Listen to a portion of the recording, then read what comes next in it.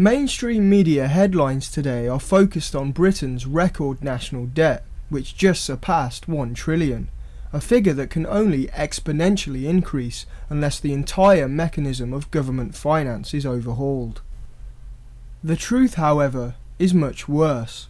Factoring in all liabilities, including state and public sector pensions, the real national debt is closer to 4.8 trillion, some 78,000 for every person in the UK.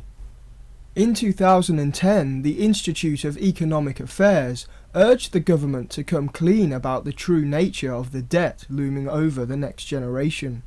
The practice of ignoring on-the-books liabilities such as pensions is counterintuitive to any accounting principle, but is right in line with the deception of Britain's corrupt financial system. Nick Silver, author of the 2010 report, said, "This figure for the national debt of 4.8 trillion may seem incomprehensible. However, it does represent a good estimate of the burden this generation is leaving to the next. It is time that the government properly accounted for pension debt as a company does. It is important for the government to stop this increase in explicit debt, but the government is also continually incurring further unfunded pension liabilities, which is making the situation worse."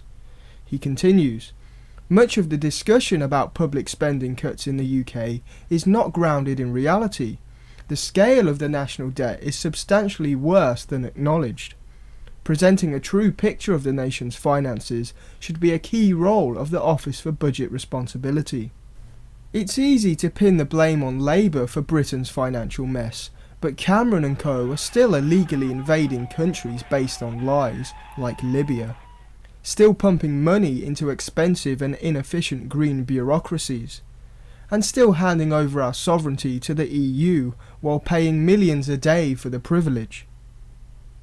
More importantly, the very mechanism of government finance, borrowing from private institutions and using the people's tax as collateral, as opposed to using citizens' tax as a limit on spending, has created a system whereby the people's wealth is sucked up to the elite classes and used to fund the fascist and imperialist ideologies of our politicians.